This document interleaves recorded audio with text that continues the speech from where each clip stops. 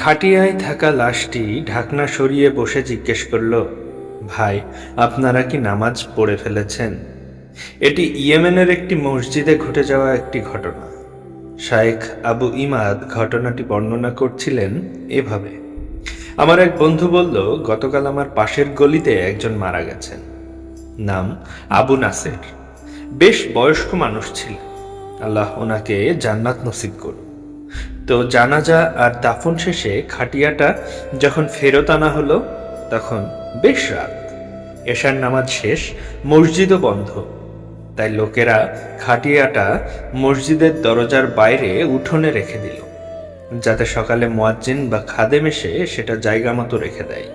রাত যখন প্রায় 3:30, এক লোক মসজিদে আসলো। দেখল উঠোন খোলা, কিন্তু মসজিদের মেইন দরজা তালাবদ্ধ। সে কিছুক্ষণ অপেক্ষা করল, কিন্তু কেউ খুলল না। ওদিকে হাড় কাঁপানো শীত। হঠাৎ তার নজর পড়ল ওই খাটিয়াটার দিকে। ওটার উপর আবার একটা চাদর বিছানো ছিল। ব্যাস, সে আর দেরি না করে খাটিয়ার ঢাকনা সরালো।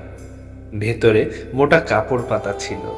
আরামসে ওটার ভেতর ঢুকে শুয়ে পড়ল, আর সাথে সাথেই গভীর ঘুম।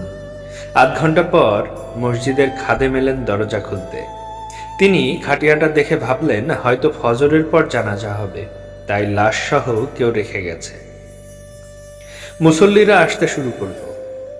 কেউ অজু করতে গেল, কেউ সালাম বিনিময় করল। খাদেম আর কয়েকজন মিলে খাটিয়াটা ধরাধরি করে একবারে মেহরাবের পাশে নিয়ে রেখে দিল। সবাই ভাবছে ভেতরে লাশ আছে, তাই কেউ আর ওটা নিয়ে ঘাটাঘাটি করেনি। তাছাড়া ভোরের বেলা সবার চোখে তখনও ঘুমের রেশ। ফজরের আজান হয়ে গেল। মসজিদে প্রায় 50 জনের মতো লোক। আমরা কাতার সোজা করে নামাজে দাঁড়ালাম। আমি ছিলাম একদম প্রথম কাতারে। দ্বিতীয় রাকাতেও সব ঠিক ছিল। হঠাৎ দেখলাম খাটিয়াটা নড়ছে। ভাবলাম, এ কি, চোখের ভুল নাকি? চোখ কষলে আবার তাকালাম। না, স্বপ্ন না। ইমাম সাহেবের ঠিক পিছনে রাখা ছিল খাটিয়াটা। সবার চোখের সামনে সত্যিই নড়ছে। আমার তো ভয়ে কলিজা শুকিয়ে গেল। পুরো কাতারে আতঙ্ক ছড়িয়ে পড়ল। ঠিক তখনই খাটিয়ার ভেতর থেকে লাশটা ঘুম ভেঙে ঢাকনাটা সরালো। মাথা বের করে সোজা জিজ্ঞেস করল, ভাই, আপনারা কি নামাজ পড়ে ফেলেছেন? ওরে ভাই, এর পরের দৃশ্য আর কি বলবো।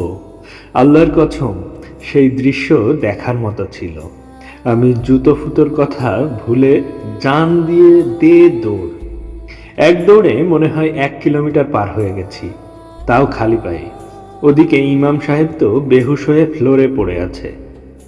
ভয়ে কেউ কেউ দেয়ালে গিয়ে মাথা ঠুকল, কেউ কেউ আমার মতো খালি পায়ে ভোদৌড়। একজন তো ভয়ে অজুখানার হাউজেই পড়ে গেল। সোজা কথায় কয়েক সেকেন্ডের মধ্যে পুরো মসজিদ ফাঁকা। কিন্তু হাসির ব্যাপার হলো, ওই খাটিয়ার লোকটাও আমাদের সাথে দৌড়াতে শুরু করলো। সে দৌড়াচ্ছে আর সবার পিছু পিছু চিৎকার করছে, ও ভাই, কি হয়েছে? কেয়ামত হয়ে গেল নাকি? আপনারা দৌড়াচ্ছেন কেন? আর পেছনের লোকজন যতবার দেখছে যে লাশ তাদের পিছনে দৌড়াচ্ছে, তাদের দৌড়ানোর গতি তত বাড়ছে। বেচারা লোকটা তখনও চিল্লাচ্ছে, আমাকে ফজরের জন্য ডাক দিলেন না কেন? আল্লাহ আপনাদের বিচার করবেন। আসলে সে বুঝতেই পারছিল না যে এই লঙ্কাকাণ্ডের মূল হোতা সে নিজেই।